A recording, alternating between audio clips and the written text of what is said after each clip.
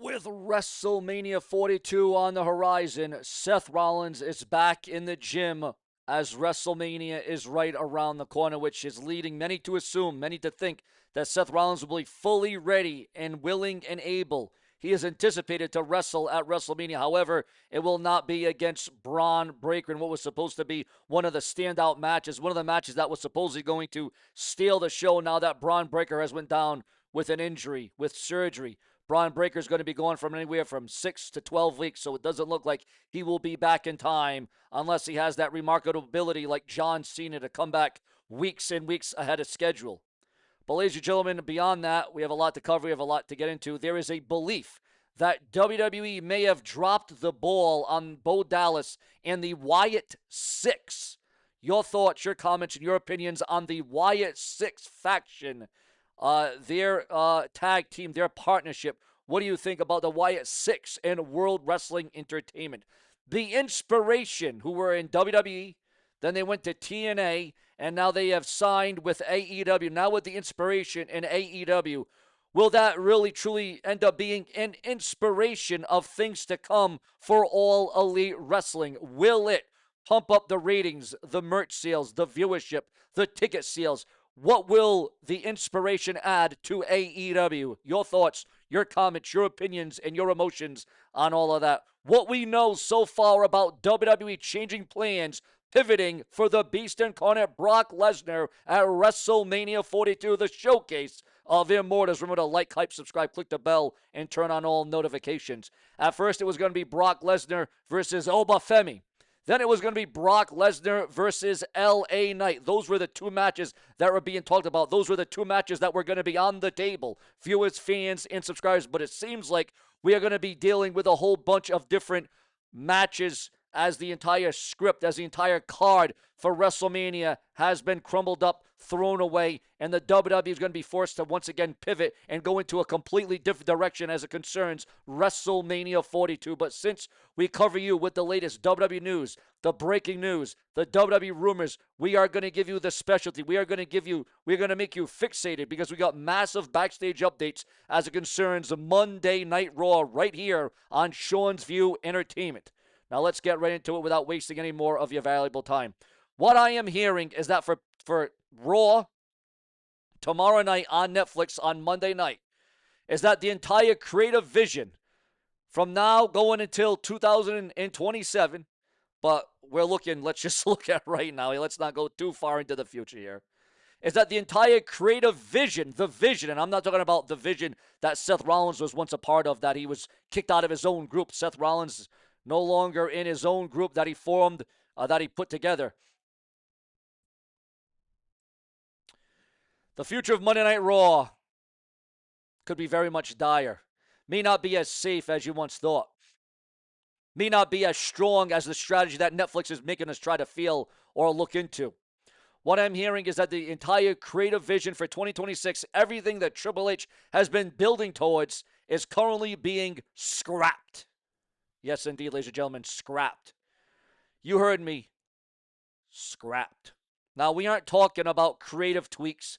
We aren't talking about pivoting. I'm talking about Netflix executives, the people who signed that $5 billion check, looking at the retention charts, looking at the quarter-hour breakdowns, and telling WWE management, this isn't working. Fix it, or we fix it for you. Think about the weight of that, viewers. For 3 years, we've lived in the Triple H era. We've been told, let them cook. Well, guess what? The people are saying, the people are not only saying, but they're paying for the groceries, don't like the meal. The people paying for the groceries don't like the meal. We don't want to be force-fed this, ladies and gentlemen. My sources indicate that specific long-term storylines have been erased from the board this week. And why? Why? Because Netflix algorithms hates them. Again, the Netflix algorithm hates them. According to rumor and gossip, speculation online. They hate the pacing. They hate the show burn. And now we are staring down the barrel, literally staring down the barrel of a complete format reset that could leave your favorite wrestlers with zero TV time. If you thought the Vince McMahon tear up the script era was bad, you haven't seen anything yet. The Netflix algorithm era is here, and it is absolutely ruthless. And I'm not talking about the ruthless aggression era. Let's break down exactly who is safe, who is in danger, and why Triple H might be losing his own grip on the power, viewers, fans, and subscribers.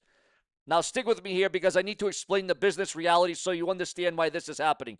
Netflix is on a TV network. USA Network didn't care if you fell asleep as long as the TV was on. Netflix tracks your eyeballs. They know exactly when you pause. They know exactly when you click stop watching. They know exactly when you switch off to something different. And here is the brutal truth that nobody wants to admit.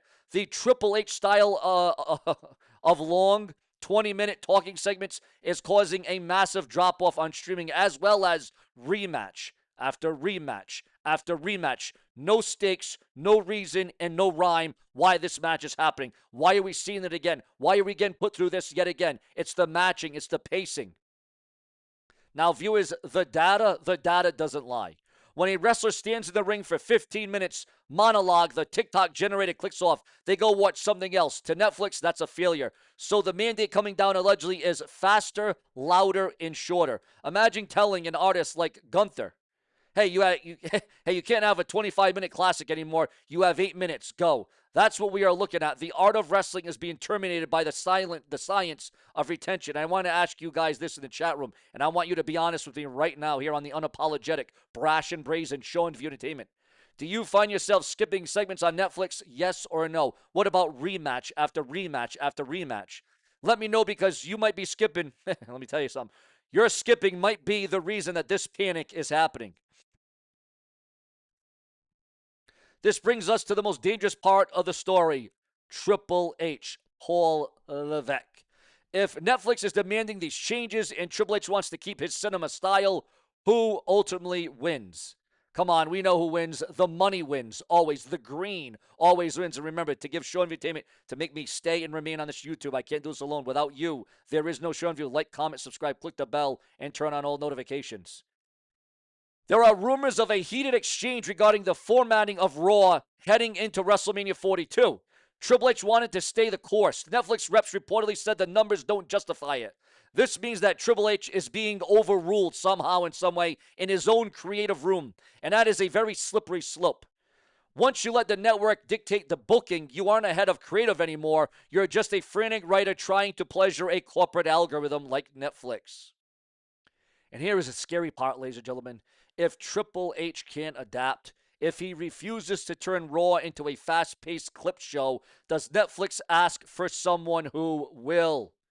I'm not saying he's getting fired today or released or that Triple H is going to have to step down the game, but I am going to say for the first time in years, his vision is being challenged by people who don't care about wrestling history. They only care about minutes watched, and that puts his entire philosophy in jeopardy. Now, I'm going to get some real talk here, viewers, as real as I can be. We're going to kick this up to another level, another height. This absolutely ticks me off, and I have to do a little bit of a deep breath here because there's going to be a little bit of a Show and View. We're going to bring back the old Show and View for a little bit, the Show and View from 2012 to 2015 that didn't give a damn about any damn thing. I didn't care what was said, what was done, who was throwing shit at me, who was ranting at me, who was burying me, who was trying to get me off YouTube, who was trying to thrill me, or who was trying to kill me. I'm bringing back a little of the old Show and View during this episode. We finally got away from the 2-minute matches. We finally got away from the 50-50 booking. And now because of an app, we might be getting back to it. We might be going back to it. If this scrap plan report is true, it means we are going back to Crash TV. It means guys with technical skills get buried because they aren't viral enough. It's insulting. You cannot book a wrestling show based on a spreadsheet. You have to feel it. You have to be ingrained in it. You have to be energized. You have to be entertained, enthralled. You have to be on the edges of your seat. It's not just about the storyline. It's also about the match. It's about the pacing. It's about the art of wrestling in 2026.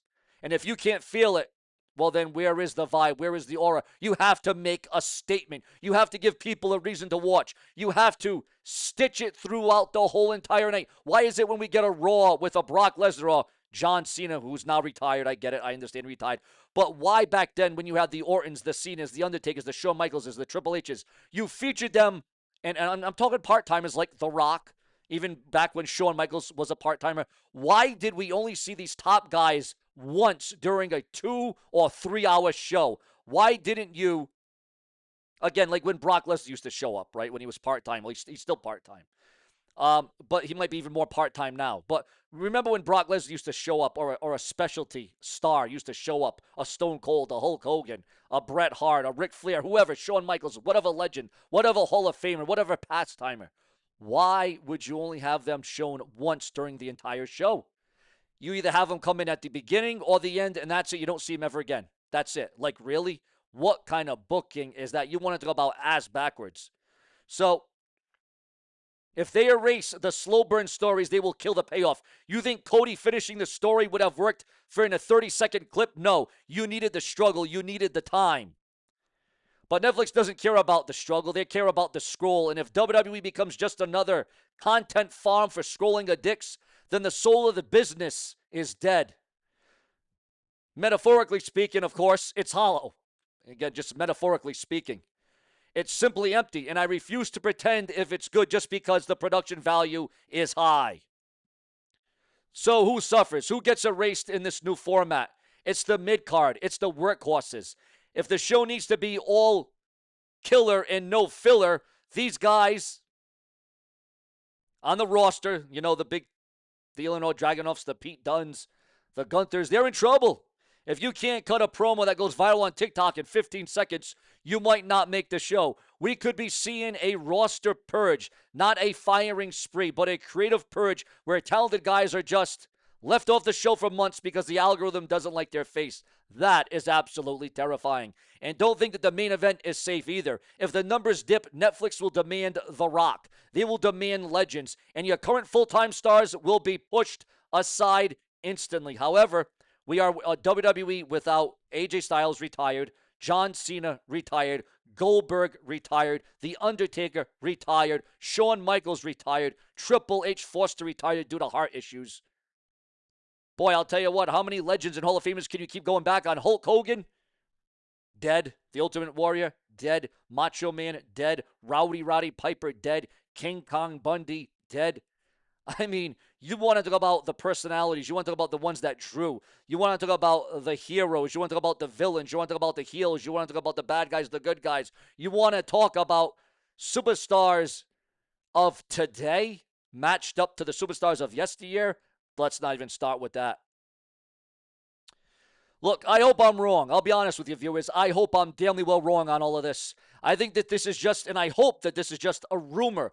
But when there is smoke, there is fire. And right now, the smoke coming from Netflix HQ smells like panic. Not like those WWE fans who found themselves and somehow got into the old WWE headquarters where they broke into it, where they broke and enter. They break and enter into a WWE, the old WWE stadium, the old WWE headquarters, HQ, whatever you want to call about it.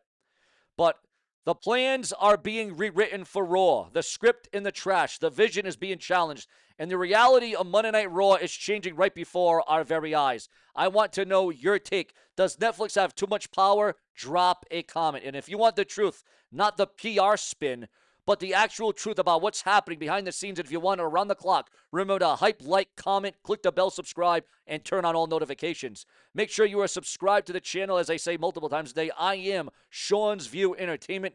This is the update that they didn't want you to hear.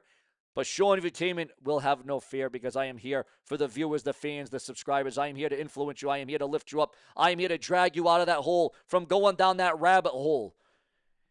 And just when the hell is LA Knight going to get his time? When is the WWE going to go all the way with LA Knight, the megastar? If they can go all the way with a Daniel Bryan and a Kofi Kingston winning in the main event of WrestleMania, if a star like Kofi Kingston and Daniel Bryan can main event and headline WrestleMania and win the big one, why can't LA Knight? And when NXT stars move to the main roster, is it a good idea or is it a bad move? Do they end up getting lost in the shuffle? Is it regurgitated? Is it irritated? Is it initiated? Again, there's all these different puzzle pieces going on. There's all these different things going on, all these dramatics. And again, what you thought you knew about WrestleMania 42 may not be what you think it's going to be tomorrow because it's ever evolving. It is ever changing in the landscape that is the WWE. And make no mistake about it, this is the place to be because we hit you with the hottest, the latest, the greatest, the newest, the most in-depth, the most detailed, the most elusive, the most exclusive, the most unapologetic. because SeanzViewEnt will give you the answers that you are looking for. We will pound it, we will compound it, we will search it, we will research it, we will redefine the times in professional wrestling talk right here on YouTube.com. Because SeanzViewEnt will challenge the rumors, the news, the headlines, the beliefs, the falsehoods, the retractions.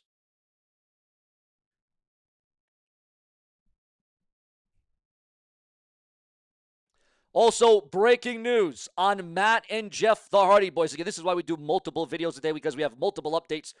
Again, SeanzViewEnt runs like a well-oiled unit. We're like the Energizer Bunny. We don't stop. The Hardys, Matt and Jeff, the Hardy Boys, the Hardy Brothers, confirm constant negotiations with WWE for more appearances in the company. The Hardy Boys haven't been seen on WWE TV for quite a while, but Matt Hardy says that more is coming to the Hardy Boys. Do you want to see the Hardy Boys? Do you want to see more of them in the WWE? Your thoughts, your comments, your opinions, and your emotions on all of that. Also, MJF, the current AEW World Heavyweight Champion, shuts down viral broke character claim after AEW Grand Slam Australia finish. Obafemi reveals John Cena's key advice that changed his WWE in-ring presence. Also, JCW's Paige Collette admits that she never grew up a wrestling fan before becoming the Ring Rat. Fans are absolutely outraged over Cody Rhodes' Raheem sign during Black History Month. And Lola Vice drops a very cheeky poolside photo showing off some AAA gold. Also, ex-WWE star Cain Velasquez released from prison. Your thoughts, your comments, and your opinions. Will we ever see Cain Velasquez back in a WWE ring ever again? We all saw what happened between him and Brock Lesnar several years ago on the Blue Brand of SmackDown on what was at that time Fox. So, ladies and gentlemen, this is what we do. This is how we keep you glued in, whether it be on a cell phone, an iPhone, a laptop, a desktop, a tablet, a TV. This is what it means to me.